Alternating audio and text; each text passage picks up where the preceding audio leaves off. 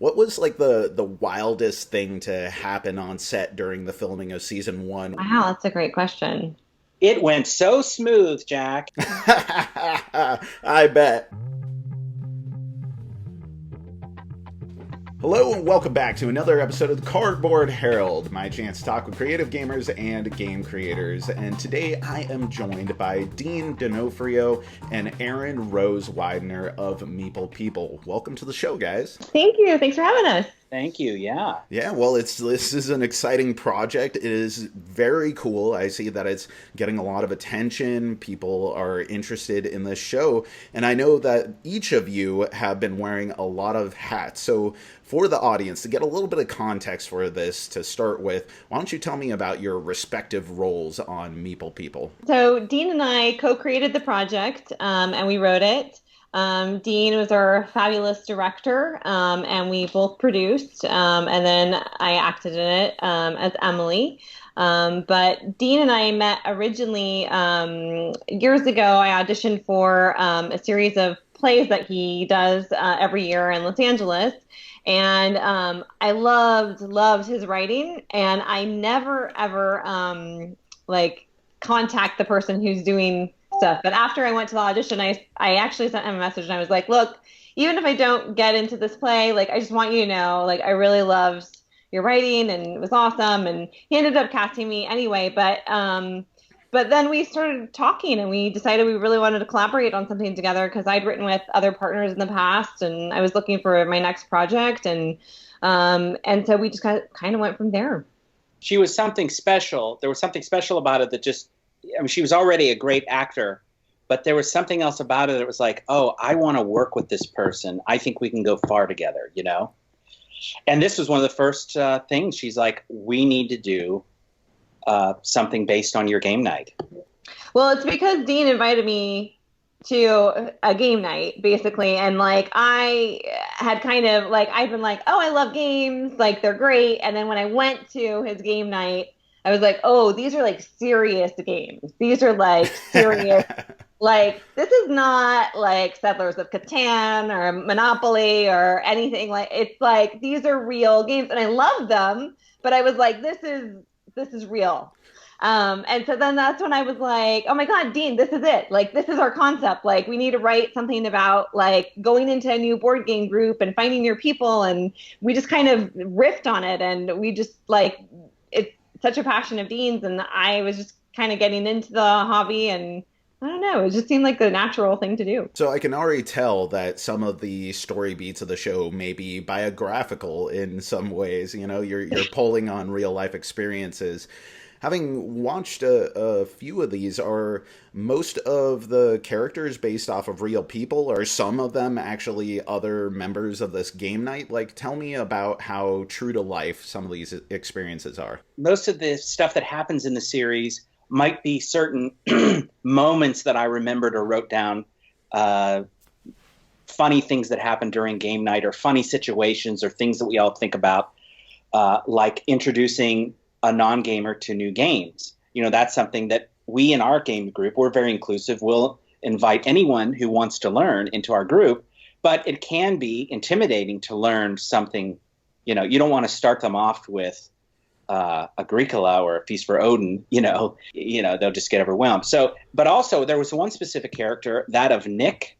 Yeah. He is the ultra competitive guy of Indian descent. He is based on a real life guy who used to be a regular at my game night, who was just so ultra competitive all the time. And he was actually at the game night when I first went in too. I remember that, and like we were ordering, and he was like super aggressive with the way that he was ordering food. He's like really nice, and he actually, the only reason he doesn't go to the game nights anymore is because he moved out of the state.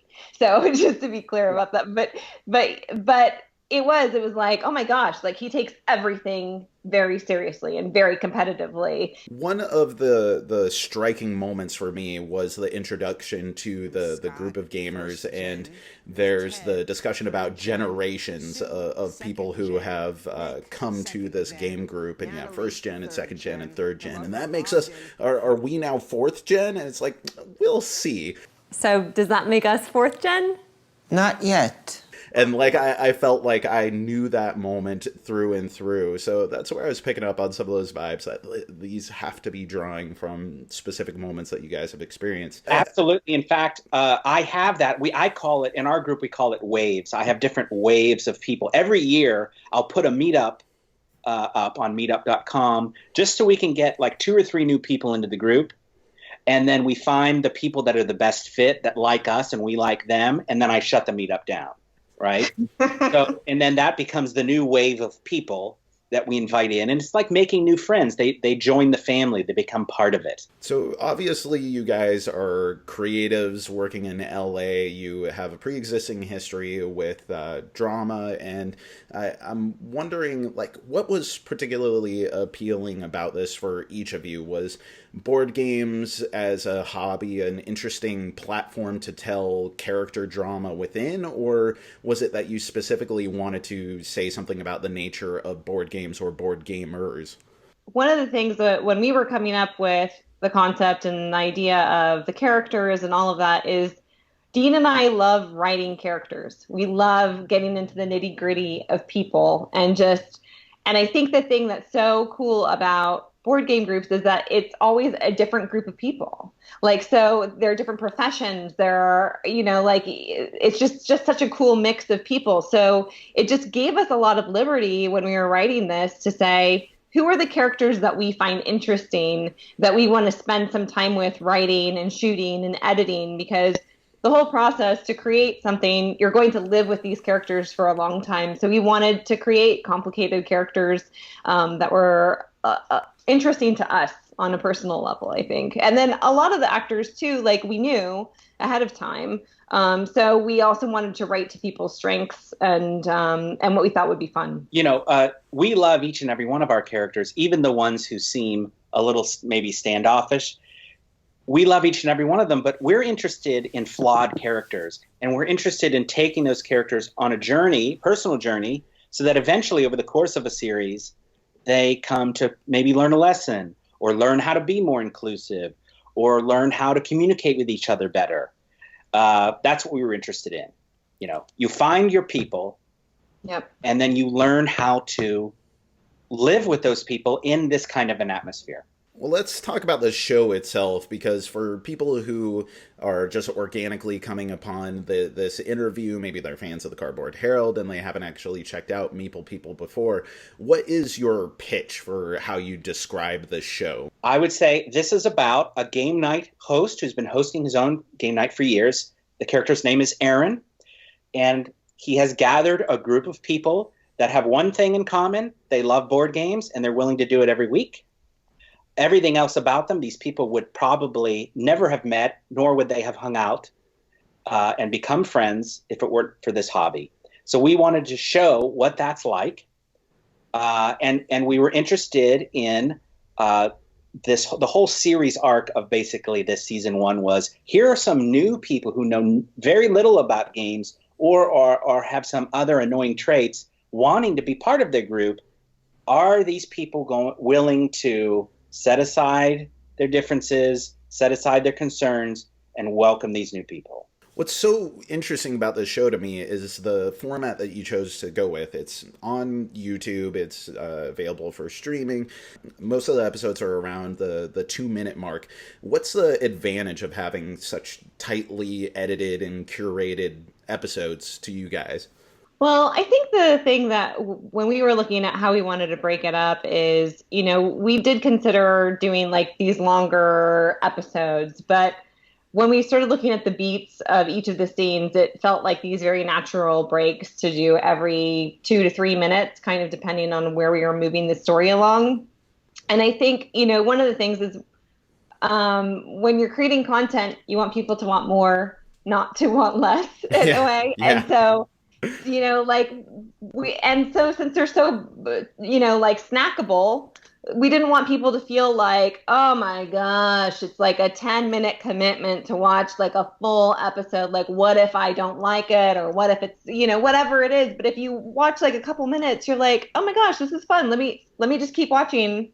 I think it feels very natural, like to just be able to kind of break it up into these snackable chunks. Yeah, that's a brilliant tactic, and it absolutely worked on me. You watch one, and then you're like, hey, you know what? I could spare another 2 to 3 minutes. I'll watch another. And because they pick up almost exactly where the last one's left off, in most cases, or at least in the set that I watched, it makes for almost like this compelling vignette that sets up one concept and then executes on that, and then the next one can be some other unique concept but fits within the puzzle of the story. It's a very interesting technique for storytelling. I did want to ask regarding the camera format. I noticed that a lot of it is handheld camera rather than what you typically see in a lot of YouTube shows, whether they're scripted or, you know, board game reviews or anything, where it's fixed camera perspective. Was that a specific choice in order to give it an air of faux authenticity, like a kind of like the Office or something, or was it something that was born out of necessity? You know, you didn't have a lot of the equipment in order to fix everything into place. Tell me about what choices you made when you were picking how to film this. We wanted like that Office Parks and Rec feel where, so we wanted people to feel like they were part of like that board game night. And I think the cool thing when we shot it was we had two cameras going at all times. So we were able to get different coverage on different scenes, and it allowed them sometimes to ad lib. I mean, I would say percent of what you see is the script, but there are some scenes, some of these actors who come from an improv background, they're so brilliant. They can be funny and just sling fun lines at each other. Particularly Rebecca Lumiansky and Tess Hunt, who play Sue and Tara. There are two scenes that they have together, two separate episodes they have together. It's just listening to them. Most of that is ad-libbed, and it's just wonderful. And we do want that Office feeling of because we feel like the humor sort of gravitated to that. Just the humor on the page just felt like we wanted this sort of raw, realistic feel as much as possible. Yep. I know that any sort of video production has the potential for all sorts of catastrophe. What was like the wildest thing to happen on set during the filming of season 1 where you had to go like, oh man, how are we going to overcome this issue? Well, that's a good one. Wow, that's a great question.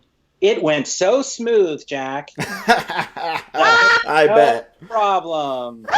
Happiness all around. No. Scheduling the actors. These are busy actors, including ErinRose. So that was, at least in pre-production, that was always a challenge because you had to have everybody there most of the time.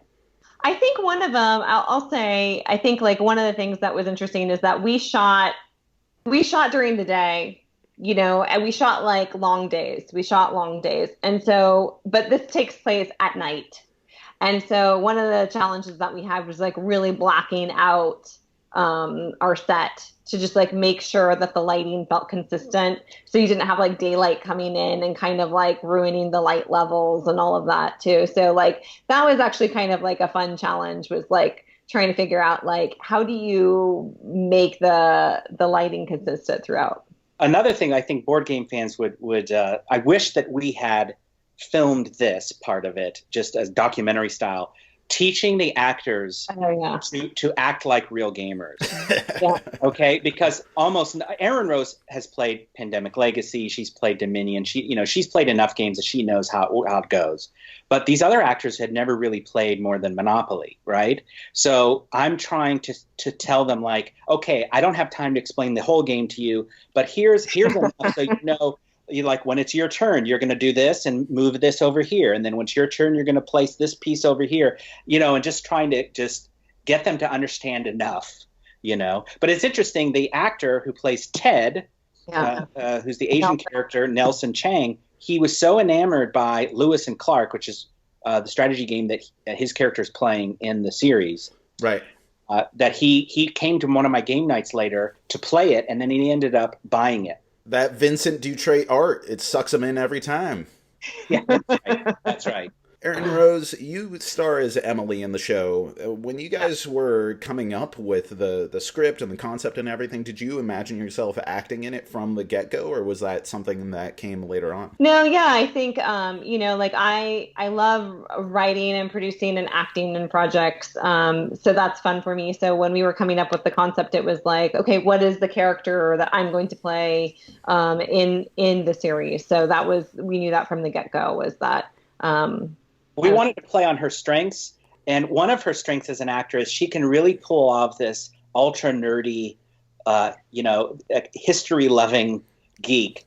There's a scene in the garage, I don't know if you saw that early on, Jack, where she's trying to make friends with some girls, and they're not interested in dowry-related deaths, and she's just nerded out by that. So that's why she's sort of the nerd in waiting that sort of belongs with this group of gamers, because she can talk the talk with them. Yeah, and I think that's that's a little bit true for me in real life, honestly, where like I'm a little like I'm geeky enough to know some things, but like that's where I think I related to Emily so much, where like she is geeky enough with some things, but some things she's not. So like she goes into that game night being like, okay, I'll try it, and then it's like, oh my God, it's a little, but like, okay, I'm in, let's do it. And by the end of it, she loves it. And she's like, I found my people. These are great. Now, I'm just a naive Alaskan boy who's only lived in Alaska or overseas. So, like, I don't have a lot of concept of, what it's actually like being in LA, being an actor, a director, a writer.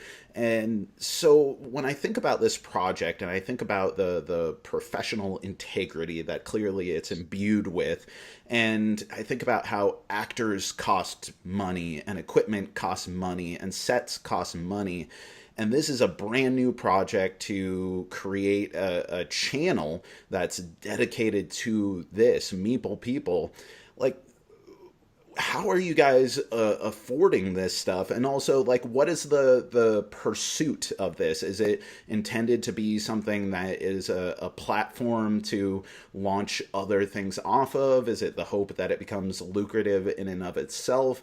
Is it a resume item? Like, of course, I know you're artists and you want to tell stories, and obviously you care about the material and the hobby.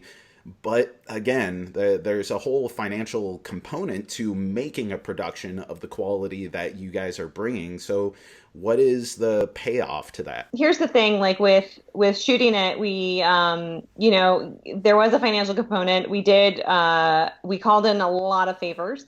We honestly did call in a lot of favors. And we did it as cheaply as humanly possible, without, hoping that people would still talk to us at the end of it. But I think like for us, it was like, we're storytellers. We love telling stories and we love creating stories. And so, we just want to keep creating stories, And so when we created this, it was like, it's almost in this thing where like you can't help but like tell a story and you can't help it. So it's like, okay, we're going to do it. And we put it out there into the world. And then while we were actually like finishing editing, we shot another pilot that like we wrote and we created, and we're just constantly creating because like we can't help it, I guess. And we love it. And we would love to be doing more of it. And I think that's true for both of us. It's like we just love creating and storytelling. Want to create more and more and more. Yeah. And this is one of many projects we have, but this is close to our hearts because, especially my heart, because I am such a big gamer. I host my own game night every week.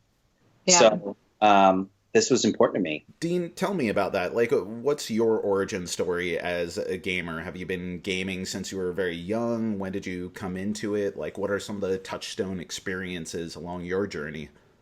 I grew up loving two things, games and films, okay? So when I decided I wanted to become a filmmaker, I concentrated on that. And it really wasn't until around 2004 that my eyes opened to, oh, there's a world of games beyond Monopoly and Risk. I really had no idea because the kinds of people I was hanging around were a different crowd. They weren't the gamey, nerdy crowd.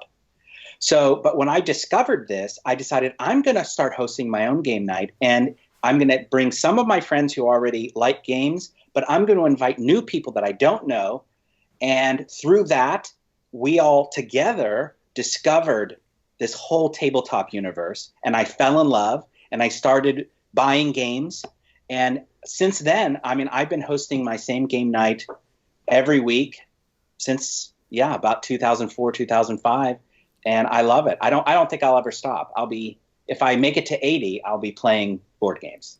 You mentioned the crowd that you were hanging out with, and one thing that I wanted to ask you guys about is this this difficult area in order to navigate. Whenever I see any media that's about like a nerdy subculture of any type, so oftentimes when you're trying to celebrate a group of people who have various quirks and neuroses, and you're trying to emphasize these things that are really quite charming, it can also kind of reinforce that these people are the other. I do not feel that at all.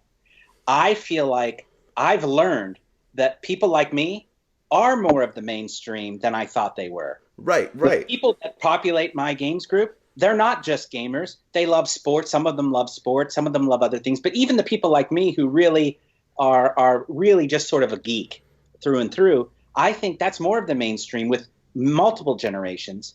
And there's no more. You can't say anymore that, oh, well, you're not hip and cool if you don't go to the clubs every Saturday night. I don't think that you can say that anymore here in America. I really don't.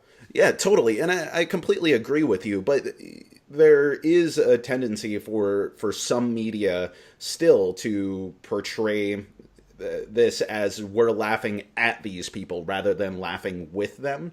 Mm-hmm. And do you ever think about that, like as you're writing these characters and you're pointing out the weird little quirks and intricacies of their personality, and of course maybe even heightening some of these elements that you're sensitive to? What am I portraying about this subculture? Am I showing that it's inclusive, or am I showing like this is a group of weirdos who are out playing games? I'm going to go back to something that I said a little bit earlier when we were talking about the characters in general, is that yes, it's about a group of board gamers.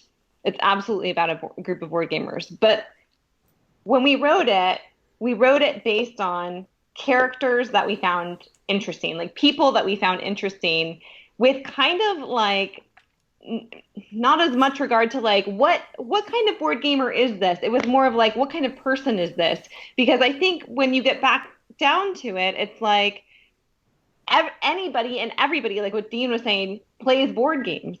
So to say like we're going to write this kind of character for this kind of no, like it was more about like what are the characters that we find interesting? Who are the people that we find interesting? And you're going to find all sorts of people, like the Nick character, like in real life, is like kind of more of like this jockish kind of dude, and like we based it on him. That's like the one. But then like, with Natalie, like we actually have known Natalie for years. Like we actually did she was in the play when I met Dean. And so we just loved Natalie. So we created a character that was like, we knew she could nail. So our intention was never to say board gamers are gatekeepers and they're snobbish. No, there are definitely some characters who exhibit those traits in this, but the idea is for them to learn. The idea is we want to follow flawed characters who stand to learn something. Nobody who are in this situation, yeah. Right. Nobody wants to watch a movie or a series called The Village of the Happy Nice People. That's boring. You want to see flawed characters, or at least that's what I'm interested in, and I want to see how a character like Brad, who's sort of the bumbling idiot in the beginning, but sort of by the end, spoiler alert, wins people over. So again, you have to watch all the way through to really get what we're getting at. Yeah. Well, I think that's actually one of the things that to me is apparent, and it seems like you spend a lot of time thinking about, is the heart of the show is how you opened this interview, that there are people who wouldn't otherwise be hanging out who have this common love of this hobby, this thing that brings them all together. And I think that's a very pure and noble and wonderful thing about this hobby, is that it can be so inclusive, because inherently you want more people to play with. And they don't have to be people who look like you, who have the same ideology as you. They are people that both you and them want other people to hang out with, to share this wonderful thing. And that's one of the greatest things about this hobby in general, and I think you really capture it in the show. So in episode 3, Erin, the host, says to Natalie, when we first met you, we thought, who's this weirdo? And we learned to love you. So that's, yeah, he says it all. And there's this whole sort of thing where he goes to each person and he's sort of saying, look, everybody, don't be so snobbish. Let's, give these people a chance. And everyone's a little bit weird. I think that's the fundamental thing here, is that... But every person is, too. Like, in and outside of board games, and I think that was kind of our point, is like, everybody has a group. No matter if you're playing board games or not, you're going to have people that have these different personalities and different entities about them. So we're not making fun of board gamers. We're actually celebrating the different personalities. Totally. And I think that shines through, and that's what I'm saying, is that everyone on this planet, when you get right down to it, we're all a little bit weird. But I want to end with something that's a little bit more fun, that isn't quite so heavy. So regarding board games as a hobby, tabletop gaming, like, was there one element of this hobby that you specifically wanted to nail, make it feel as authentic as possible, that you were unwilling to compromise on if you were going to use this hobby that you yourself love and showcase it in this show? Well, for me, I wanted to look authentic when they're playing strategy games. When they're playing games in general, I want it to be as real looking as possible. You watch movies and people are playing games that we all know, and then you say, they're not playing it right. They're obviously not playing it right. They changed it to serve the story, and that makes sense, I guess, but it always bugs me. So I wanted it to look like they're actually playing a strategy game the right way, and it looks correct. I also think, like, one of the things that was fun was just, like, have like the Phuket box in the background. But one of the things that was fun for us was thinking about like how complex rules are. For me, maybe more so than Dean, because like he plays more often than I do. I have to where I'm halfway through a game and I'm like, what was this rule again?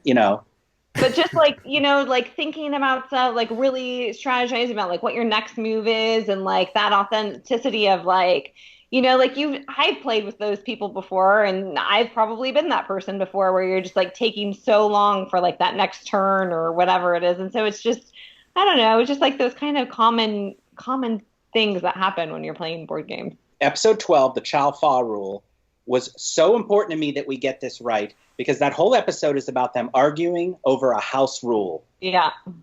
And I wanted that to sound real, sound authentic, sound like something you would hear at a game night. And we specifically created the fake game Phuket, which is the box behind her shoulder, so that we could have them discussing the problems of an actual rule of an actual game without actually ranking on some real game. The show is awesome, and I love all of your guys' work, and this is really exciting. So where can people find more Meeple People, and what can they look forward to in the future? Yep, if they go on YouTube, Likely Story Productions, you can see all 17 episodes there. And you can go to Instagram, Meeple People Comedy, and Facebook, Meeple People Comedy. And I would say, like, for the future, we have a couple of little things that we're going to be releasing in the next few weeks that'll be kind of fun, little bonus items that we'll be putting up on the channel. And we have a couple other ideas in the works. Every day on Instagram, there's a new post. Something fun. Sometimes it's a fun little puzzle or challenge that we created. Sometimes it's an interesting fact about the show. So we encourage everyone to also follow us there.